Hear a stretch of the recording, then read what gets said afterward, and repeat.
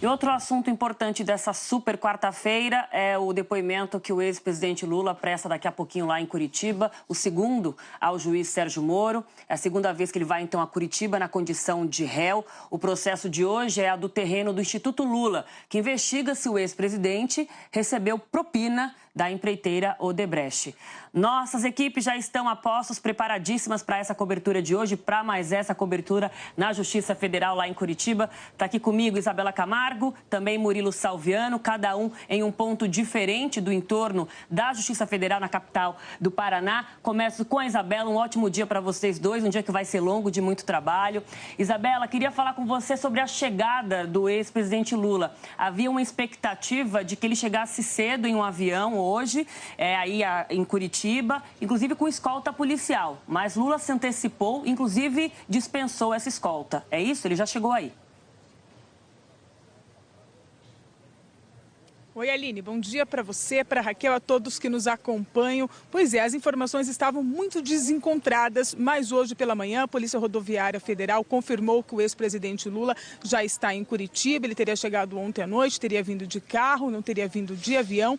O local onde o ex-presidente Lula está neste momento não foi informado. Fato que nós sabemos, essa informação foi dada pela Polícia Rodoviária Federal e confirmada pela Secretaria de Segurança Pública. Lula já está em Curitiba. E quem já está aqui no prédio da Justiça Federal é o juiz Sérgio Moro. Ele chegou aqui no prédio perto das 10 horas da manhã, como é de costume. Sérgio Moro costuma vir pela manhã, mesmo quando tem audiência, como hoje, apenas na parte da tarde. Ele vem pela manhã, estuda o processo, dá uma olhada nos últimos detalhes, se prepara para este interrogatório, que hoje está marcado para as 2 horas da tarde. Além do ex-presidente Lula, quem será interrogado hoje é Branislav Contic, que era o braço direito do ex-ministro Palocci. Esta denúncia foi apresentada pelo Ministério Público Federal em dezembro do ano passado. Os procuradores denunciaram 8 pessoas pelos crimes de corrupção ativa e passiva e também por lavagem de dinheiro. A denúncia envolve um suposto pagamento que a Odebrecht teria feito em vantagens indevidas ao ex-presidente Lula. Os pagamentos teriam acontecido de 2 maneiras muito semelhantes. Uma seria pela compra de um terreno, de um espaço em que, segundo o Ministério Público Federal, a intenção era construir a nova sede do Instituto Lula, o que não chegou a acontecer. A Odebrecht seria a verdadeira dona deste terreno, teria comprado usando uma intermediária, uma construtora como Laranja, a DAG Construtora, mas de fato o terreno seria enviado ao ex-presidente Lula. Num esquema muito semelhante, teria acontecido a compra de um apartamento vizinho ao apartamento do ex-presidente Lula em São Bernardo do Campo.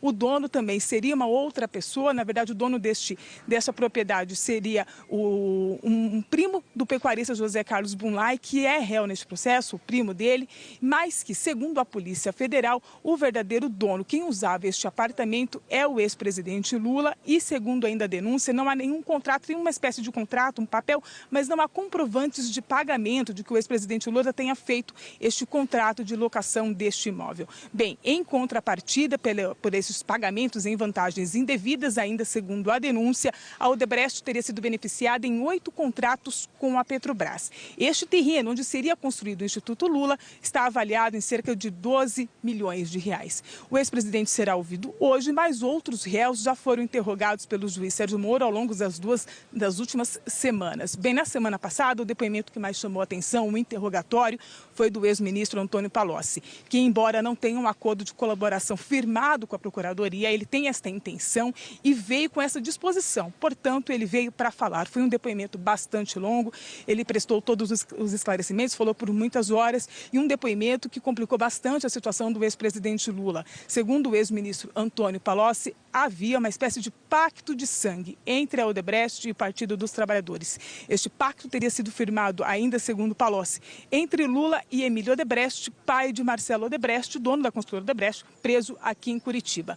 Segundo o depoimento do ex-ministro Antônio Palocci, eles teriam combinado um pagamento de 300 milhões de reais em propina. Esses pagamentos deveriam acontecer depois que Lula deixou a presidência e quando Dilma assumiu. Então, era um pagamento que poderia acontecer ao longo de todos os próximos 4 anos, que seria justamente o primeiro mandato da ex-presidente Dilma Rousseff. Ainda segundo o depoimento do ex-ministro Palocci, ele confirmou os fatos da denúncia de que esse terreno teria sido dado ao ex-presidente Lula como fato um pagamento de vantagem devida, assim como a compra do apartamento, mas ele deu mais informações.